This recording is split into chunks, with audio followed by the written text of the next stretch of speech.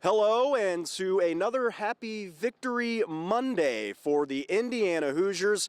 This is the first time, though, where I'm bundled up in a heavy coat because it's currently snowing on this Monday. It's been beautiful weather all season long, and, well, a season that Indiana just keeps plugging forward and continues to not lose games, right? 10-0 on the year following that incredible comeback victory over Penn State on Saturday, a play that Fernando Mendoza had his Heisman moment on a game-winning drive. Omar Cooper with arguably one of the best catches of all time to give Indiana that 27-24 lead. It was the first time Indiana went into that building in Happy Valley and got a win. But it's great to, I think what encapsulates, this entire program and where it's gone and where it's at currently is Curt Cignetti and just the message and mindset that he has that has certainly been contagious within this team. He even said before the game on Penn State when he was asked how are they going to come into that building and get a win for the first time, and he simply just said, well, this team has never played here,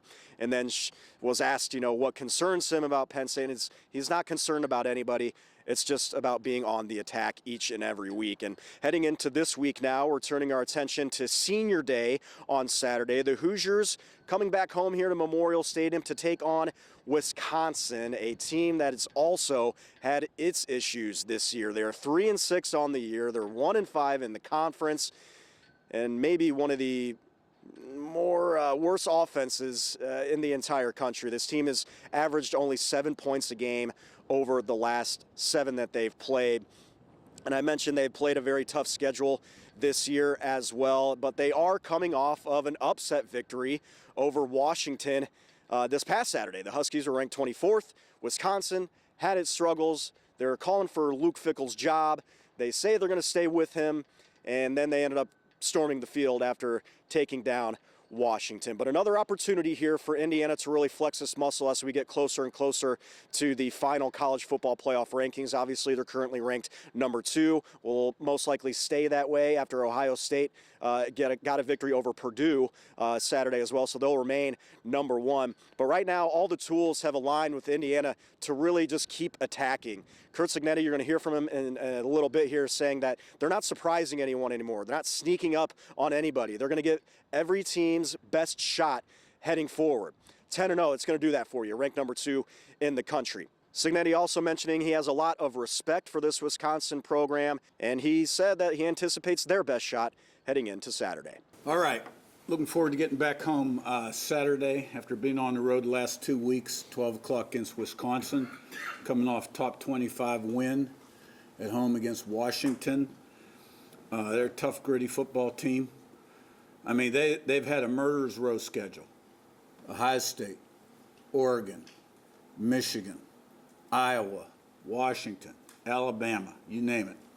And, I got a lot of respect for Coach Fickell. He's a proven winner. The guy's had his starting quarterback available about 30% of the time during his tenure at Wisconsin. That's tough duty. So I think we need to understand that we're going to get everybody's best shot. We're not sneaking up on anyone anymore. We got Iowa's best shot at Iowa. We got Penn State's best shot at Penn State. Oregon was obviously a big game on the road, and we'll get Wisconsin's best shot. So we got to have a good week of preparation. So open it up for questions. Isn't that Zach? Yeah, Curt, what went into starting Johnny over Zen on the offensive line, and do you have kind of a more firm timeline for Drew Evans' return? Yeah. Zen got dinged up in practice a little bit, so Johnny got more work, and Zen's was able to play in the game, but didn't get the reps during the week. And Johnny played well. Drew Evans will be a few weeks yet. Zach and Pete? Just to follow up on that, just more broadly, just how did you evaluate, particularly pass protection? I know that Penn State defensive front maybe hasn't been as productive as it was expected to be, but there are NFL prospects there. Did you kind of see some things that you feel like you want to get cleaned up in terms of pass pro in particular? Well, I mean, look, you always want a clean pocket when you throw the ball. Now, that's not going to happen when you throw it 30-plus times. But they did put pressure on our quarterback. They do have some NFL-type guys up front. There were a number of clean pockets as well. Occasionally he got hit on a zero house blitz where they were bringing one more rusher and we could block, and that's going to happen. But you're always looking to improve your protection.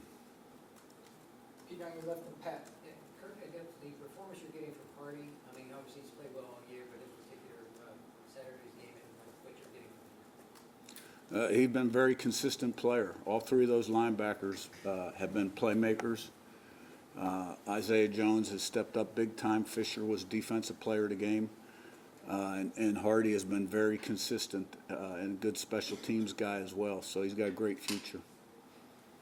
Pat, on your left and Matt, Kurt, is there things that people missed with Mendoza? He was the number 134 quarterback coming out of high school.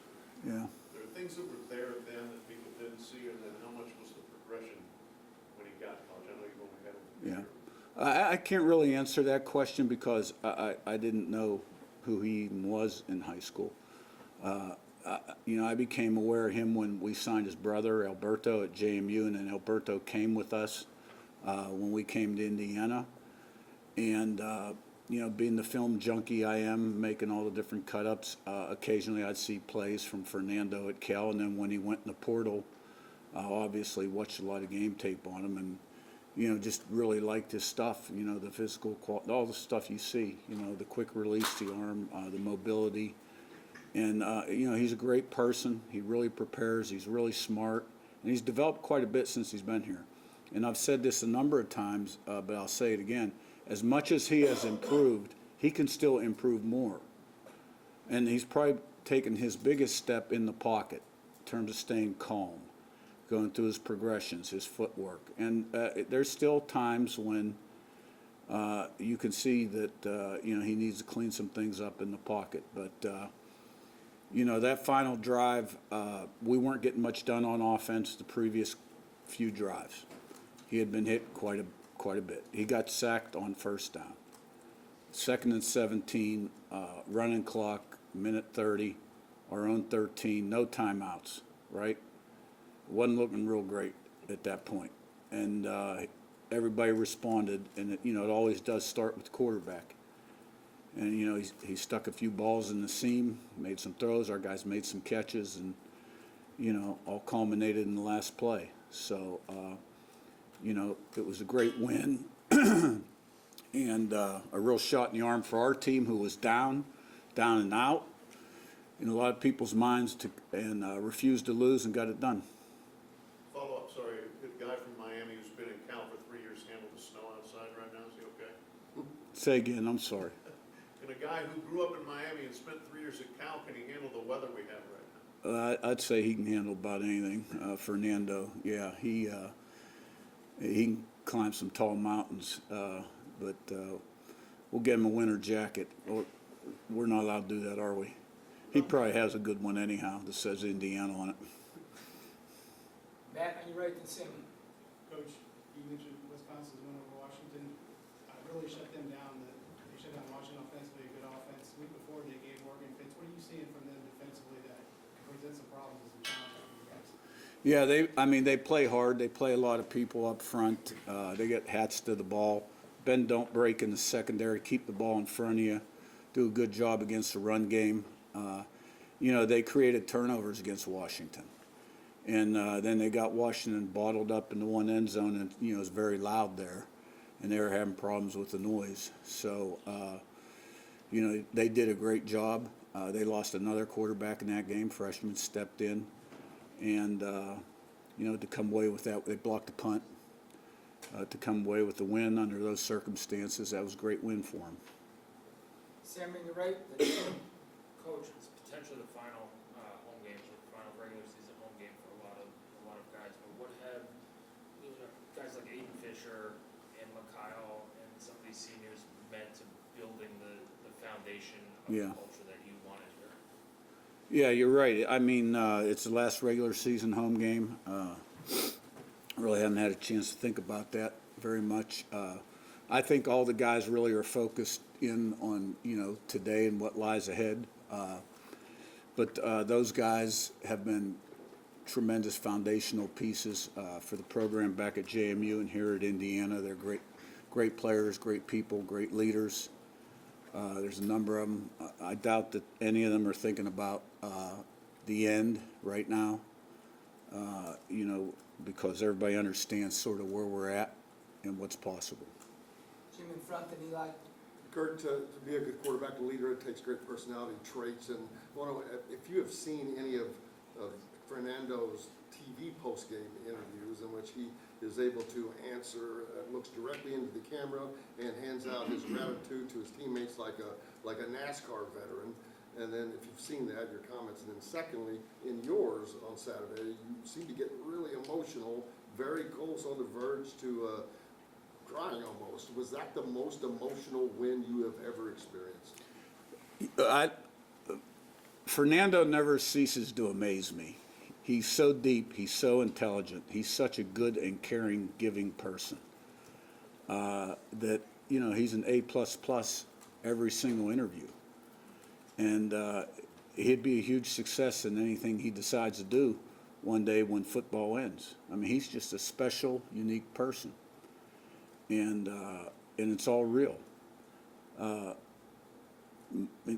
I did get a little choked up there at the end just because I was so proud of our guys, and our backs were against the wall there, and boy, it wasn't looking very good. And in that venue, 105,000 people, and Penn State was playing really well. And let me tell you, Penn State got players. I give them a lot of credit. I got a lot of respect for that program. That was a great place to play. Their fans were awesome. I mean, they had it cranked up, and we found a way to flip the switch and get the momentum back and make the plays. And meant a lot. And I guess what part of it, probably I was thinking back a little bit. My first time in that stadium was 1971, and every 2 years I was in that stadium for about 15, 16 years. And I can tell you there were a lot of long rides home, not many happy rides home. So that one meant a lot. And you think about my journey, right? 10, 15 years ago. Did I ever think I'd lead a team into that stadium? No. Lead a team into that stadium victorious? So I think, but it was mainly centered around how our guys responded and the challenge that they overcame to get it done. Eli in the middle, then Daniel. Yeah, Kurt, I guess kind of same with that play from, when you look back at the tape again from Omar's catch, does it still seem surreal how he was able to come down with it? And then I know we've talked about him this season, but how you've seen him develop to become the player that he is for you guys in this offense? It was a tremendous play. To be able to catch the ball, look down, and then get your feet in position. Great job by Derek Owings developing his core to allow him to do that in the air. And Coop working like he has the whole off season and in the fall. And, he has developed quite a bit. He's another guy, he's like Fernando. He still, has quite a bit of room for improvement because of his ability level. And he'd be the first to tell you that. But that was a tremendous play. It was a great throw, too, because, 3 straight plays, they're bringing house +1. Now, we added a blocker to that final play, which meant they had to come a little wider, and we had a little more time to get rid of it, but still took the hit. Cooper can be as good as he wants to be. Daniel in front and Bill. Do you expect Surratt to play this week? And when you went back and watched Charlie, what kind of impressed you about him? Yeah. I mean, Surratt's day-to-day right now, and I'll know more every single day. Becker has taken advantage of his opportunities before the Penn State game, and really proud of him to come up big the way he did in that game. And I thought he just showed a lot right there. We knew he had skills. He was long. He's always done a great job on special teams. He made some good catches when he had a chance to play this season. But in that venue, to make those plays, he was the offensive player of the game. And really proud of him. And now let's stay humble and hungry and build on it. Bill, top left, last one. There's been so much that's happened this year, getting to 10-0 and tying the team mark for best starts.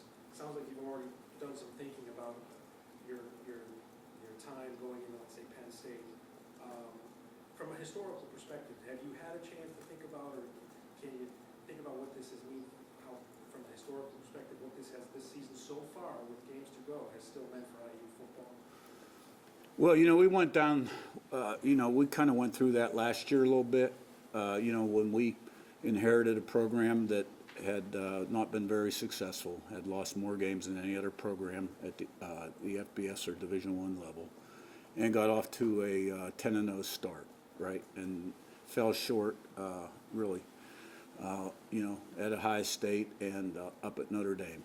And this team was put together, felt good about the pieces we added. You never know about your team really until you start playing the games, and then you build off your successes and develop belief and confidence, a little more team unity and intangibles. I really have not thought much about that. I think we're on a little bit of a mission here, and that's really been the focus. And, and I think that's how the kids are thinking too. And one last thing on the injury front, wide receiver Elijah Surratt still day-to-day with that hamstring injury. It's just kind of been like that the last couple weeks. He's missed the last 2 games, so we'll have to keep an eye on his status heading into Saturday. Once again, senior day for the second-ranked Hoosiers taking on Wisconsin at noon here at Memorial Stadium. That's going to do it for me. Continue to follow along with us over the air for all of your IU coverage, as well as right here on WTHR+. Enjoy your Monday. I'm Eli Gain. Have a great one.